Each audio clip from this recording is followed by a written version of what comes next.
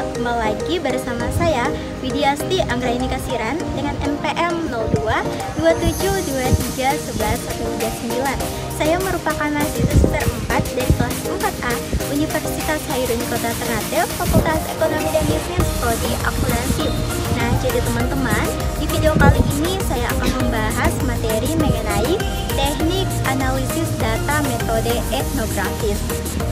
Nah, jadi teman-teman, metode etnografi adalah pendekatan penelitian kualitatif yang digunakan untuk memahami budaya, pola sosial, dan interaksi dalam suatu komunitas atau kelompok. Etnografi melibatkan pengumpulan data melalui observasi partisipatif, wawancara mendalam, serta analisis dokumen dan artefak.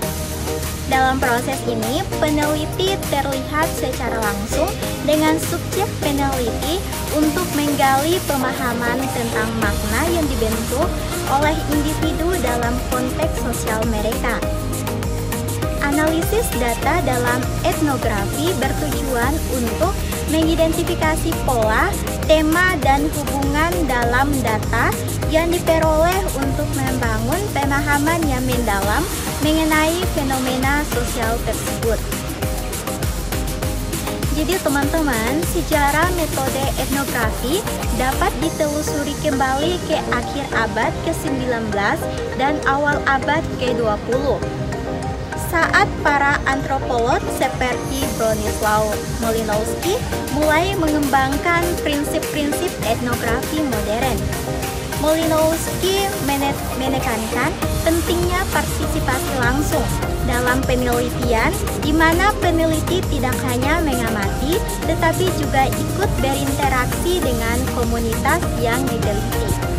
Ia mengembangkan konsep observasi partisipatif, di mana peneliti seperti bagian dari kehidupan sehari-hari, subjek untuk memahami realitas sosial mereka secara lebih mendalam. Franz Boas, yang sering disebut sebagai Bapak Antropologi Amerika, juga berperan penting dalam perkembangan metode etnografis.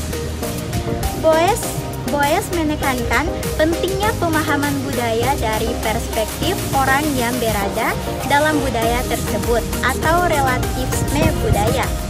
Ia menentang pandangan bahwa budaya dapat dipahami melalui kerangka nilai atau norma yang dimiliki oleh budaya lain, dan memperkenalkan konsep bahwa setiap budaya harus dipahami dalam konteks sejarah dan lingkungannya sendiri. Jadi teman-teman, pada pertengahan abad ke-20, etnografi mulai berkembang lebih luas dalam berbagai disiplin ilmu, termasuk sosiologi dan psikologi sosial. Salah satu tokoh penting pada masa ini adalah Keith Forget, yang memperkenalkan pendekatan teach description atau deskripsi mendalam dalam analisis etnografis. Fritz menekankan pentingnya pemahaman simbol, bahasa, dan tindakan sosial dalam konteks yang lebih luas dengan tujuan untuk memberikan gambaran yang lebih lengkap mengenai budaya atau kelompok yang diteliti. Dalam konteks ini, analisis data etnografi tidak hanya mengandalkan teknik-teknik statistik atau kualitatif, tetapi lebih menekankan interpretasi dalam pemahaman mendalam terhadap pola-pola yang ada dalam kualitatif. Oleh karena itu, teknik analisis yang digunakan dalam etnografi bersifat fleksibel dan berfokus pada bagaimana peneliti dapat memahami makna yang diberikan oleh individu atau kelompok terhadap pengalaman mereka.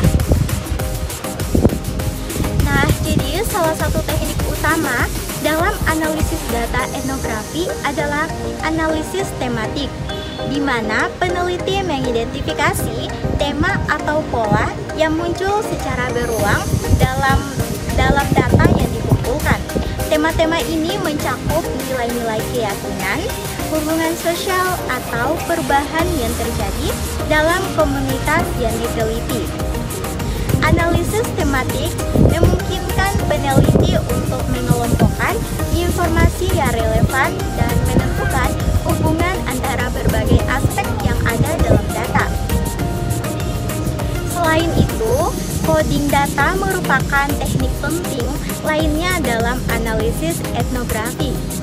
Proses coding ini melibatkan pemberian label pada bagian-bagian data yang relevan, mengelompokkannya ke dalam kategori atau tema tertentu.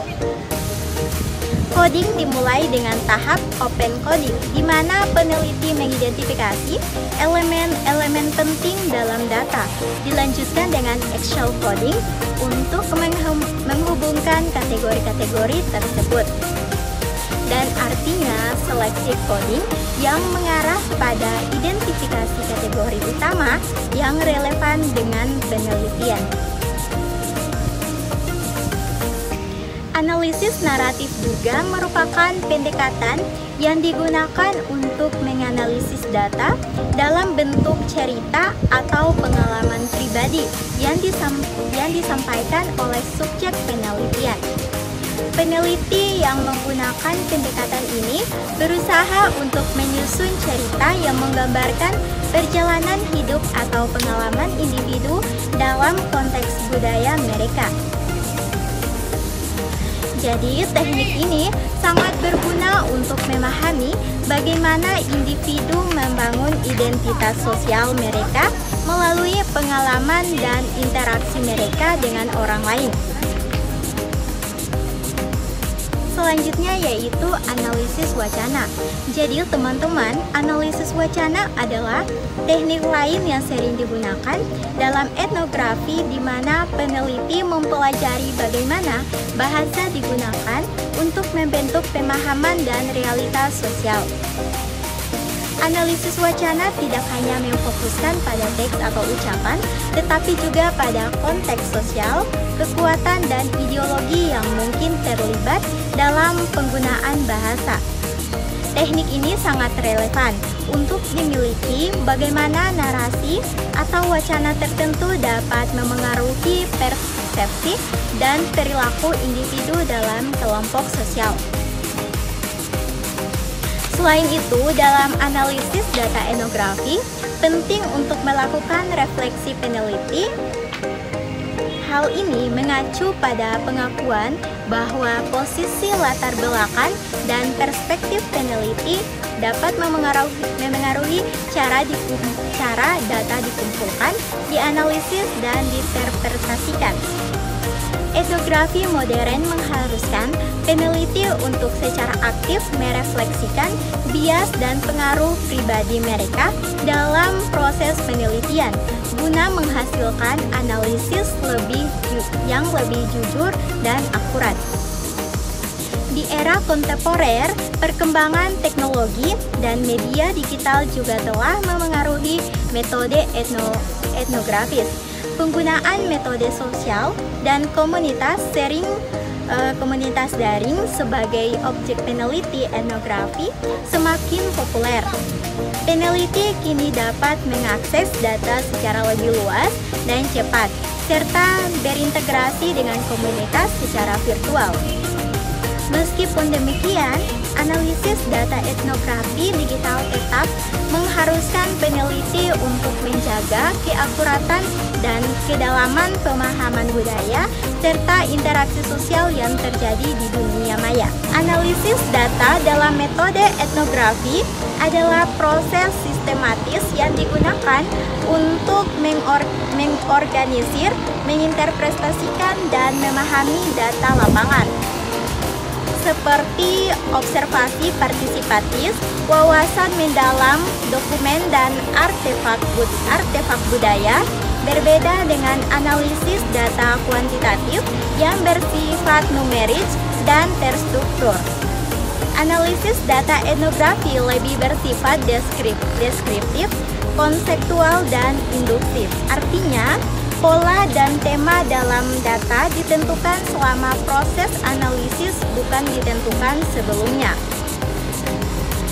Selanjutnya yaitu tahapan analisis data dalam etnografi. Proses analisis data dalam metode etnografis bersifat iteratif, yang berarti dilakukan secara berulang selama dan setelah pengumpulan data. Berikut tahapan umumnya. Yang selanjutnya yaitu tahapan redupasi data. Setelah data dikumpulkan, langkah pertama adalah memilah informasi yang relevan dan menghilangkan yang tidak penting. Tujuannya adalah untuk menyederhanakan data agar lebih mudah dianalisis tanpa kehilangan makna penting. Yang kedua yaitu mengkoden data atau coding. Mengkodean adalah teknik utama dalam analisis data etnografi untuk mengidentifikasi pola dan tema dalam data. Ada dua jenis coding.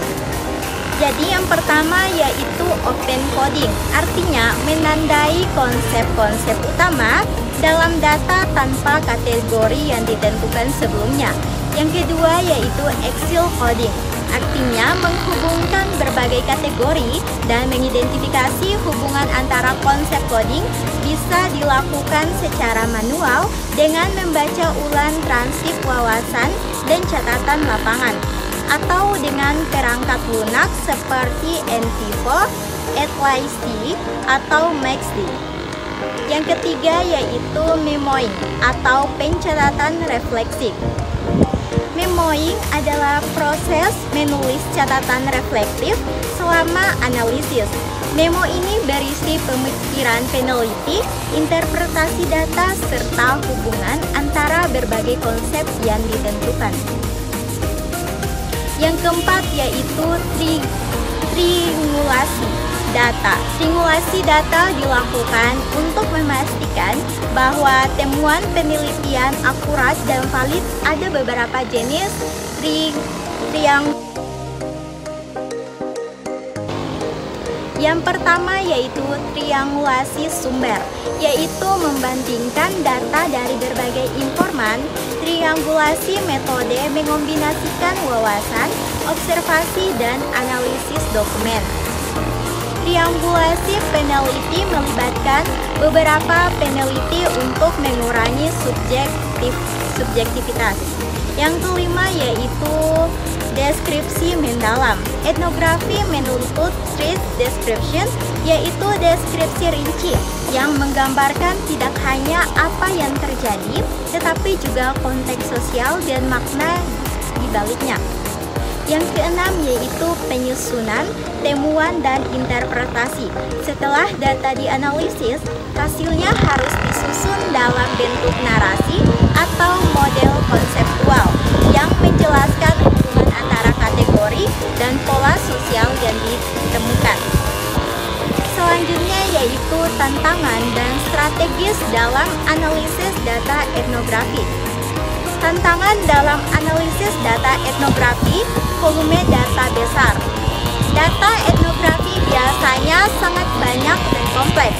Subjektifnya peneliti, interpretasi data bisa sangat dipengaruhi oleh pengalaman data perspektif peneliti. Kesulitan dan validasi temuan. Karena bersifat interpretif, peneliti etnografi memerlukan metode validasi yang kuat, waktu analisis yang lama. Proses iteratif membuat analisis lebih lama dibandingkan metode lain. Setelah mengatasi tantangan, gunakan perangkat lunak untuk membantu mengorganisir dan menganalisis data. Terapkan triangulasi untuk meningkatkan keakuratan temuan. Buat memo dan catatan refleksif untuk mempertanyakan interpretasi. Diskusi dengan peneliti lain untuk mengurangi bias subjektif. Selanjutnya yaitu pengajian hasil analisis data etnografi. Hasil analisis dalam etnografi dapat disajikan dalam berbagai bentuk. yaitu yang pertama seperti narasi etnografis, menggunakan gaya penceritaan untuk menggambarkan pengalaman komunitas secara mendalam. Contohnya yaitu studi tentang kehidupan petani di desa terpencil yang menghadapi modernisasi. Yang kedua yaitu model konseptual atau tematik. Temuan dirangkum dalam diagram atau hubungan tematik. Contohnya, bagaimana norma sosial dalam komunitas tertentu memengaruhi pengambilan keputusan. Yang ketiga yaitu studi kasus, menyoroti kehidupan atau kelompok dalam komunitas secara spesifik. Contohnya yaitu bagaimana suatu keluarga di komunitas tradisional menyesuaikan diri dengan perkembangan teknologi. Dengan demikian tugas video dari saya. Semoga dengan video ini banyak memberikan manfaat bagi banyak orang. Terima kasih sudah menonton. Jangan lupa di like, comment, share, and subscribe. Bye-bye.